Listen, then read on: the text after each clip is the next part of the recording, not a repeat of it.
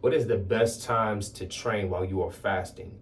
This is a frequently asked question that I get around this time of year because of the holy month fastly approaching.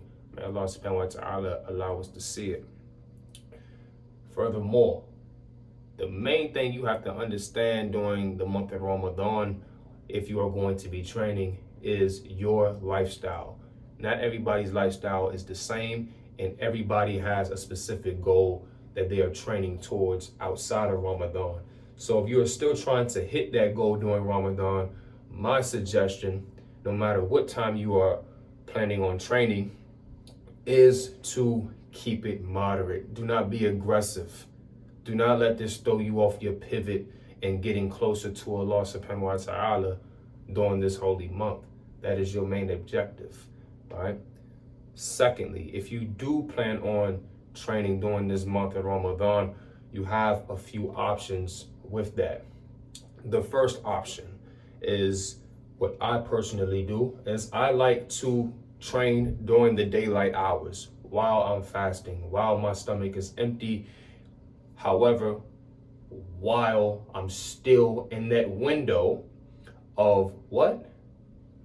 About to break fast, about to get to that point where it's about to be time for iftar and praying the Maghrib prayer, and then we're going into Isha, Taraweeh, etc.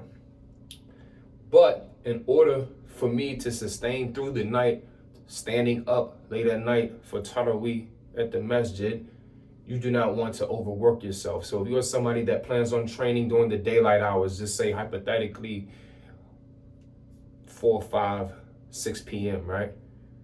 About 1, 2, 3, maybe 4 hours before it's time to break your fast.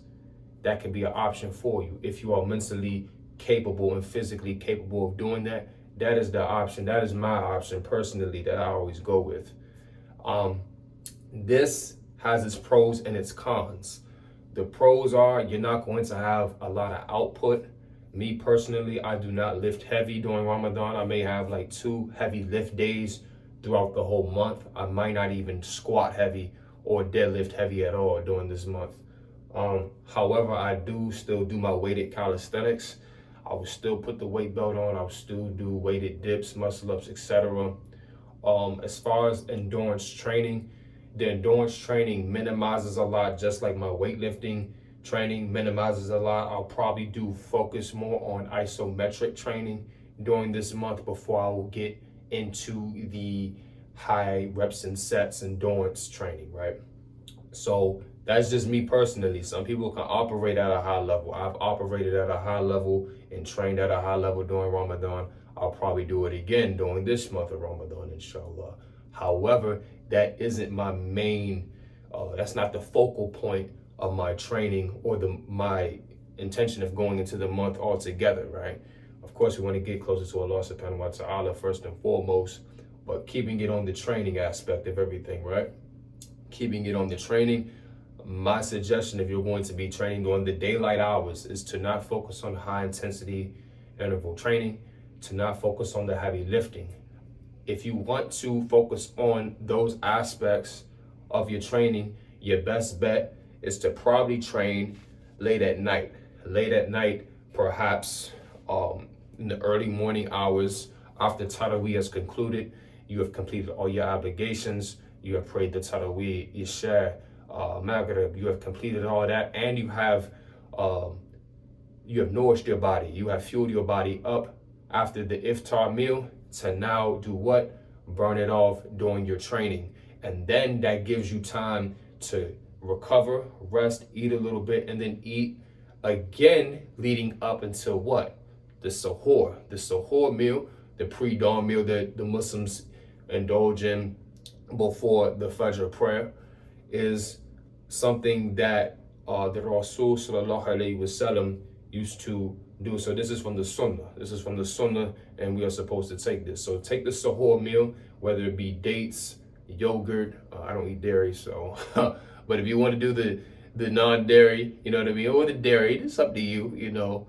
But what's another common meal that people eat for sahur? Oatmeal. Me personally, I'm probably just going to be doing avocado toast, I may do my spelt flour pancakes, spelt flour waffles, stuff like that. Get your smoothies in, get your juice, um, get that lymphatic system going for the day, and just focus on more so, if you're going to be training late at night, getting that recovery, getting that rest. So a lot of people, they do work 9 to 5s.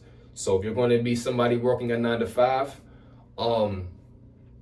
if you do work a 9 to 5, your best bet perhaps is to not do a training segment late at night, because you're going to be fatigued. It's just only so many hours in the day.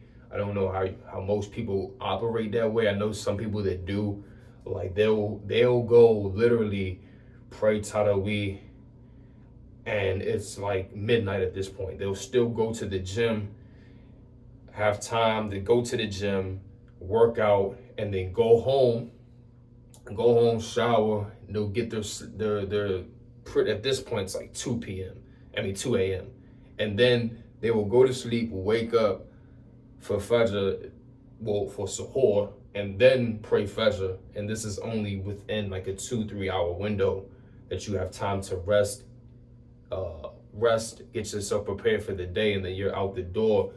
You may have time to go and rest leading up to, clocking in if you were 7 to 3 or 8 to 4 or 9 to 5. You have a couple hours of sleep, but your rest time, the quality of sleep that you'll be able to get, is going to be very minimal, very minimal. So that's something to keep in mind if you do plan on training late at night. Another option, right? Another option that people do is to train after Fajr.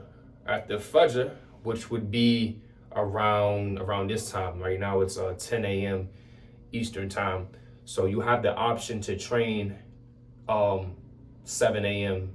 or 6 a.m., 7 a.m., 8 a.m., the late morning hours, right, of the day. So that way you have the food that you took from Suhoor, and you have now set the tone for your day. You have now set the tone for your day to where as though now you have the endorphins running, you had food, but you won't have a post-workout meal. You have a pre-workout meal, but you won't have a post-workout meal until later on in the day. So this now puts your body in a state where it's going to be feeding off of body fat and perhaps even muscle. You're going to lose some muscle, you're going to lose some body fat during this month regardless. It may be a small amount of muscle depending on how you eat, your lifestyle, your hydration, etc. So with that being said, you have 3 options. The first option is during the daylight hours leading up to Maghrib, right? And then you have the option of training after Tarawih has concluded, which will be in the early morning hours being, like we just mentioned, perhaps midnight, 1 a.m. And then you have the option of doing it after Fajr has concluded. After the Fajr Salah has concluded, you can train during those hours as well. Or any hour of the day. You just don't want it to interfere with your obligations that you have to Allah subhanahu wa ta'ala. I believe we covered pretty much everything that we had to cover in regards to this matter. If you have any other questions, please leave a comment below and we will get back to you as soon as possible. We are free to open almost anybody's question on here. I just be so busy. So if I don't read your comment today or tomorrow, I will get back to you perhaps by the end of the week. Just bear with me.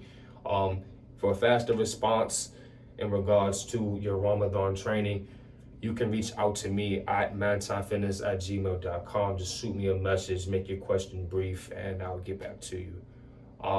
May Allah subhanahu wa ta'ala allow us to benefit from this holy month and for us to get closer to Him. Ameen. Assalamu alaikum wa rahmatullahi wa barakatuh.